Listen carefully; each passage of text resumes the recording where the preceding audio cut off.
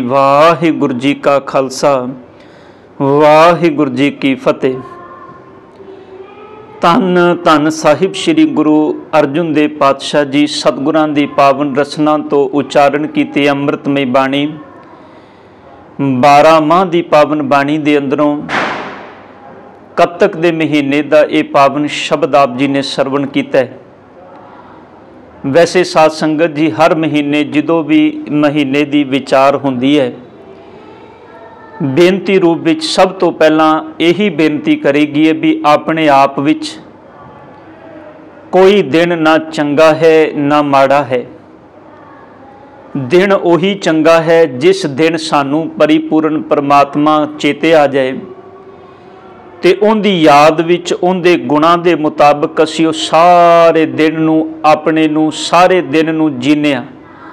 उस दिन विच असीं जो भी कर्म कीते ने भावें वो कर्म घर दे अंदर ने भावें घर तो बाहर ने भावें वो कर्म समाजिक तल ते ने भावें अध्यात्मक तल ते ने भावें राजनीतिक तल ते ने उन्हां कर्मां नू जदों असीं गुरु दे हुक्म दे अनुसार संपूर्ण कीता वो दिन सुहावड़ा है, वो दिन चंगा है, वो दिन कीमती है, वो दिन भला है। साहिब दी पावन बाणी का बड़ा प्यारा बचन है। धन गुरु ग्रंथ साहिब पातशाह कहते ने नानक सोई दिन सुहावड़ा जित प्रभ आवे चित जित दिन विसरै पार ब्रह्मा फिट भुलेरी रुत। है नानक जी वो दिन चंगा है जिस दिन सानू करता मालिक परमात्मा चेते आ जाए। चेते आने का मतलब सिर्फ उनका नाम चेते आना नहीं है। चेते आने का मतलब है जिस दिन असी अपने जीवन का हर कर्म मान लो दिन चढ़िया तो शाम पैन तक रात नू सौण तक जिन्ने भी कर्म असी कीते वो सारे कर्म असी अपने मालिक के हुक्म के दायरे विच रह के कीते ने। भाव जिते सच बोलण का वक्त से असी सच बोलिया, जिथे दया कमान का वक्त सी उत्थे दया कमाई, जिथे धीरज विच रहण दा समा सी उदों धीरज विच रह के गल दा जवाब दिता, जिथे संतोख विच विचरण की जरूरत सी उत्थे असी संतोख दे विच रह के अपना जीवन जिया। यह सारा दिन गुरु दे आसे दे अनुसार जीना। इसे करके सतगुर ने अज दा जिहड़ा कंसैप्ट है कत्तक दे महीने दा इहदे अंदर सतगुर ने जिक्र भी किया है। साहब कहते ने कत्तक कर्म कमावणे दोष ना काहूं जोग। कत्तक दे महीना दे राही साहब कहते ने तू अपने जीवन दे विच जेड़े भी कर्म करदा है वो कीते हुए कर्म तेरे अपने ने। उन्हां कीते हुए कर्मां दा दोष गुरु अर्जुन साहब कहते ने तू दूजे नूं नहीं दे सकदा। अक्सर साध संगत बंदे दा ये सुभाव हुंदा है ये जदों समाज विच विचरदियां कुछ करदा है ते माड़े कीते हुए कर्म दा दोष हमेशा दूजे नूं दिंदा है। चंगियाई दा फल आप लेना चाहता है, कुछ चंगा हो जाए समाज विच ये कहंदा है उनका क्रैडिट सारे लोग मैनू देन ते कुछ माड़ा हो जाए तो फिर ये दूजे बंदे वाल उंगल करके कहंदा भी इस बंदे दे कहण ते मैं कीता है। सतगुर कहंदे ने नहीं तू किसी दूजे नूं दोष नहीं दे सकदा, ये दोष तेरा अपना है। इस करके सतगुर कहंदे ने कत्तक कर्म कमावणे दोष ना काहूं जोग।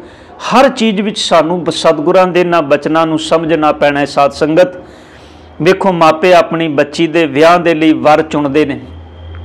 आप जी गुरु रामदास साहब जी का पुरब मना के गए हो, मैं सिर्फ ढुकदे बचन आप जी दे नाल साझे करने ने। जिस दिन बच्ची दे लई वर चुनना सी ते मापियां ने की चीज़ वेखी, मापियां ने वेखिया भी इहदा खानदान, इहदे कोलों धन दौलत, इहदा बैंक बैलेंस, इहदी जमीन जायदाद किन्नी जिहड़ी इहदे हिस्से विच आउंदी है। उन्होंने बाहरी तौर पर सब कुछ चैकआउट किया पर यह किसी ने वेखण दा खामियाजा ये किसी ने वेखण दा यतन ना किया भी इस बच्चे का जीवन किहो जिहा है। वो बच्चा भावें सारा दिन अपने जीवन के अंदर माड़े कर्म करता होवे, शाम नूं शराब विच टुन्न होके घर विच आउंदा होवे, ये चीज़ किसे ने भी तकी नहीं वेखी नहीं। बस एक चीज़ वेखी बाहर मुखी देख के अपनी बच्ची उनके लड़ ला दी। 4 दिन बाद बच्ची रोंदी कुरलांदी अपने घर आई, अपने मापियां नूं कहंदी मैं उस घर विच नहीं रहना। माँ प्यो पुछदे ने क्यों बेटा, किस चीज़ की घाट उस घर दे विच? ਵੇਖ इन्ना सोहना घर बनिया, इन्नी जमीन जायदाद है, इन्ना घर दे विच रुतबा है, उस परिवार की इन्नी वडियाई समाज विच। ते बच्ची कहती है माता पिता नूं कि माँ बाप जिन्हों कहती है कि मेरे माता पिता जी, उस बच्चे की वडियाई नूं, उहदी जमीन जायदाद नूं, उहदे बैंक बैलेंस नूं, उहदे संसारिक रुतबे नूं मैं की करां। वो शाम नूं आउंदा है, जदों काम तो घर वापस परतदा है ते शराब दे विच टुन हो के आउंदा है, गुस्से दे विच आके रोज़ रात नूं मैनूं भी मारदा है, परिवार दे जीआं नूं भी माड़ा बोलदा है।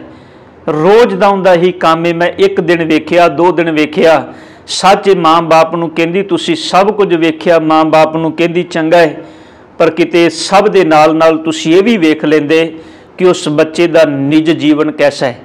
हुण इत्थे दसो साध संगत जी, दोष किस दा है? तुसीं किहनूं दोष दिओगे? सतगुर कहंदे ने दोष कर्मां आपणिਆਂ। हुण जे बच्ची आखे भी मेरे कर्मां चों लिखिआ, सतगुर कहंदे ने तेरे कर्मां चों नहीं लिखिआ। ਇਹ असल ਵਿੱਚ ਜਦੋਂ ਅੱਖਾਂ ਤੇ ਲੋਭ ਤੇ ਲਾਲਚ ਦੀ ਪੱਟੀ ਵੱਜ ਜਾਏ, ਉਸ ਵੇਲੇ ਬੰਦਾ ਇਸ ਤੋਂ ਅੱਗੇ ਕੁਝ ਵੇਖਦਾ ਹੀ ਨਹੀਂ।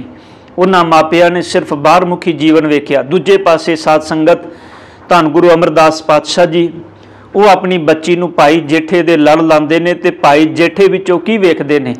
ਭਾਈ ਜੇਠੇ ਦਾ ਨਿਜ ਜੀਵਨ ਵੇਖਦੇ ਨੇ। ਭਾਈ ਜੇਠੇ ਕੋਲੋਂ ਕੋਈ ਜ਼ਮੀਨ ਜਾਇਦਾਦ ਦੇ ਅੰਬਾਰ नहीं ਲੱਗੇ, उन्हां दा कोई रुतबा संसारिक तौर पर एडा वड्डा नहीं, लोग उन्हां दी वडियाई करन। पर जो कुछ वेखिया धन गुरु रामदास पातशाह जी दे अंदर, भाई जेठा जी दे अंदर गुरु अमरदास पातशाह जी ने उन्हां दा जीवन वेखिया। तो इसे करके जो साहब ने आख्या भी मंग लो की मंगना चाहते हो, तो गुरु अमरदास पातशाह जी के चरणों में पल्ला पा के गल विच गुरु रामदास भाई जेठा जी कहते ने, हे मेरे बाबुल पिता धन गुरु अमरदास पातशाह जी, दुनिया के लोग दाज दे तौर ते पदार्थ पैसे दौलत मंगते ने, सतगुर मैं तुहाडे कर्म चरणों दे विचों नाम की शोभा ते नाम का कपड़ा मंगना, ताकि मेरी इत्थे भी पत रह जाए ते अगे भी पत रह जाए। सब कहते ने कतक कर्म कमावने दोष ना काहूं जोग, परमेश्वर ते भुलिया व्यापन सभे रोग। तू रब नूं भुल गया, तू परमेश्वर, परमेश्वर की है सच, परमेश्वर की है, परमेश्वर है सच, धर्म दया संतोख रब्बी गुण। तू रब्बी गुणां नूं भुलिया है। ते सतगुर कहंदे ने जदों रब्बी गुण तैनूं विसर गए, गुरु अर्जुन देव पातशाह कहंदे ने परमेश्वर ते भुलिया व्यापन सभे रोग। तेरे अपने कर्म ही तेरे ते रोग बन के तेरे सामने खड़े हो गए। तेरे अपने कीते कर्म ही रोग बन गए। उन्हां ने तेरे अंदर चिंता पैदा की, उन्हां ने तैनूं दुख दे नाल जोड़िया, उन्होंने तेरे अंदर नूं भरमा ते भटकना विच पाया। तेरे अपने कीते कर्म ही गुरु अर्जन साहब कहंदे ने रोग ने, दूजी कोई चीज़ नहीं। इसे करके सतगुर कहंदे ने परमेश्वर ते भुलिया व्यापन सभे रोग, वे मुख होए राम ते लगन जन्म विजोग। तो रब तो बेमुख होया है। इस करके सतगुर कहंदे ने यह जिहड़ा विछोड़ा है, वे मुख होए राम ते लगन जन्म विजोग, ये विछोड़ा सतगुर कहते ने जन्मां दा विछोड़ा बन गया। भाव उन्हें सारी जिंदगी ये तेरे जीवन दे अंदर दुख ते संताप बन के आएगा। वे मुख होए राम ते लगन जन्म विजोग। सब कहते ने ये विछोड़ा, ये विजोग सतगुर कहते ने ये जन्मां दा है, क्योंकि परमेश्वर दी याद रब दे रब्बी गुण भुलण करके ये हुण जीवात्मा दुखां ते कलेशां दे विच पै गई है। हुण इनू कोई राह नहीं लभदा। ते गुरु अर्जुन साहब कहंदे ने वे मुख होए राम ते लगन जन्म विजोग, खिन मैं कौड़े होए गए जितड़े माया भोग। जिन्हां संसारिक माइक पदार्थां दे रस लई इन्ना कुछ कीता सी, गुरु अर्जुन देव पातशाह कहंदे ने वेखो हुण ओ सारे संसारिक रस, सारे संसारिक पदार्थ जिन्हां लई इन्ना कुछ कीता, सब कहते ने बस हुण ओ पदार्थ ही खिन मैं कौड़े होए गए। खिन का समा भी लगा, सतगुर कहते ने ओ कौड़े हो गए। कौड़े होने का मतलब है उन्हां दा रस नहीं बदलिया, बंदे दे अपने अंदर दी रस नूं भोगण दी बिरती बदल गई, सुभाव बदल गया। हुण मिठा पदार्थ भी खांदा है ते इहदे लई ओह भी जहर है। हुण ये पदार्थां नूं भी संकोच के इहनूं कहा है डॉक्टर ने भी पदार्थ खाने ने, तेरा खाना बड़ा सादा ते सिंपल होना चाहिए। इहदे खाने दे उपर भी रोक लग गई, इहदे पदार्थां ते रोक लग गई। सब कहंदे ने वे मुख होए राम ते रब तो बेमुख होया लगन जन्म विजोग, खिन में कौड़े होए गए जितड़े माया भोग। जिन्हें माया दे भोग सन, सतगुर कहते ने वेखो हुण खिन विच कौड़े हो गए, भाव मिठा करके खाया कौड़ा उपजिया साध। सब कहते ने जिन्होंने खाधा सी मिठे दे तल ते, बड़े स्वादिक पदार्थां दे तल ते आनंदित होके एक वक्त बंदा जो खांदा है कहता बड़ा स्वाद बड़ा आनंद, पर सतगुर कहते ने उन्होंने अंदर ऐसे रोग पैदा कर दिते कि हुण उही पदार्थ ने वो इहदे लई रोग बन गए ने, वो पदार्थ इहदे लई जहर बन गए ने। ते गुरु अर्जुन देव पातशाह कहते ने जिन्हां लई इन्नी भज दौड़ कीती बंदिया वेखो एक समा आया हुणे तेरे लिए रोग बन गए ने, जहर बन गए ने। वे मुख होए राम ते लगन जन्म विजोग, खिन में कौड़े होए गए जितड़े माया भोग। विच ना कोई कर सके किस थै रोवै रोज। सतगुर कहते ने दस हुण किहड़ा जिहड़ा विचोला बनेगा, विच किहड़ा खड़ा होएगा। विच कोई भी नहीं खड़ा हो सकता। साध संगत सच है कि बंदे दे कीते कर्म जो इंसान आप अपने अंदर ही आ यतन करके अपने अंदर नूं चेंज करदा है बदलदा है, इहदे कर्म ही इहदे विच खड़े होके विचोला बनते हैं। सब कहते ने हुण जो कर्म कीते सन उन्हां कर्मां तो बाद जदों उही कर्म रोग बन के जहर बन के इहदे सामने आ गए, धन गुरु अर्जुन देव पातशाह कहते ने हुण विच किहड़ा खलोएगा। विच ना कोई कर सके किस थै रोवै रोज। सब कहते ने हुण ये जीवात्मा किस थां ते रोएगी रोज, भाव हुण ये किहड़ी थां ते कुरलाएगी। इनू सतगुर पातशाह जी बाणी विच कह रहे ने कीता किशु ना होवे लिखिया तुर संजोग भलिया। हुण तेरा कीता कुछ भी नहीं हो सकता। क्यों?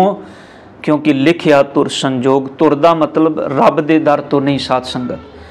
तुर दा मतलब है जो तू अपने जीवन विच पहला बीजे है जन्म तो लैके जिदन बंदे नूं सोझी आई, ये अपने कर्म बदल सकदा सी, अपनी जीवन जांच बदल सकदा सी, अपने जीवन जिउण दे ढंग नूं बदल सकदा सी, पर इहने बदलिया नहीं। हुण वो जिहड़े कर्म ये लिखदा रिहा सी, सतगुर कहंदे ने वेखो हुण वो लिखिया तुर संजोग बन गए। हुण वो इन्ने अंदर संस्कार कर्म बन गए, पक्के बन गए, हुण उन्हां नूं बदलना मुश्किल हो गया साध संगत। इस करके सतगुर पातशाह जी कहंदे ने भलिया कीता किशु ना होवे लिखिया तुर संजोग। ये हुण कीता कुछ भी नहीं हो सकता, क्योंकि तू अपने अंदर ये सब कुछ लिख लिया। तू अपने धुर अंदर इन्हां संस्कारां नूं अपने अंदर लिख लिया है। हुण ये इक्को ही तरीका है इन्हां नूं बदलण दा, वो है गुरु की कृपा, सतगुर की बख्शिश। पातशाह कहंदे ने वड भागी मेरा प्रभ मिले। जे वड्डे भागां नाल इस अवस्था विच पहुंचे हुए बंदे नूं भी परमात्मा दे गुणां दी समझ आ जाए तां उतरे सब विजोग। सतगुर कहंदे ने निराशता नहीं, इस अवस्था विच पहुंचे बंदे नूं भी जे परमात्मा दे गुणां दी सोझी आ जाए तो सतगुर कहंदे ने इंदा अगे आने वाला जीवन सवर जाएगा।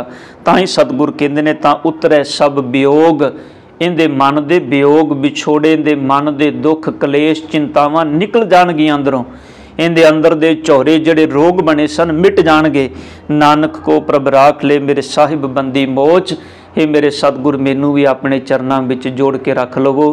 हे दुनिया दे बंधन कट्टण वाले मेरे मालक सतगुरु परमात्मा, कतक होवै साध संग बिनसै सभे सोच। जिन्हां नूं कतक दे महीने विच रब्बी प्यारियां दी साध संगत सच दी संगत मिल जाती है, उन्हां दी पहली सोच बिनस जाती है, भाव उन्हां दी सोच तब्दील हो जाती है, उन्हां दी सोच गुरु दे आसे वाली हो जाती है। जिन्हों बाबा कबीर साहब बाणी विच कहंदे ने कि मेरे मालक पहली कुरूप कुजात कुलखणी, सोहरे पई है बुरी, अब की स्वरूप सुजात सुलखणी, सहजे उदर धरी, भली सरी मुई मेरी पहली बरी, जुग जुग जीवो मेरी अब की तरी। सतगुर कृपा करन। इस पावन महीने का यह पावन उपदेश सतगुर जी अपने चरनां विचों दृढ़ करन दी दात बख्शण, ताकि गुरु दे आसे विच रह के नामृत बचनां नूं कमा के ये सारे महीने इन्हां बचनां नूं अपने जीवन का आधार बना के विचरीए। फिर सतगुर कहंदे ने तेरे जीवन विच विछोड़ा नहीं आएगा, तेनू विजोग नहीं पैदा होणगे, दुख कलेश चिंतावां नहीं पैदा होणगियां, तू आत्मक तौर पर सुखी हो जाएगा। सतगुर कृपा करन। हुईयां गलतियां बख्श लैणियां जी। वाहिगुरू जी का खालसा वाहिगुरू।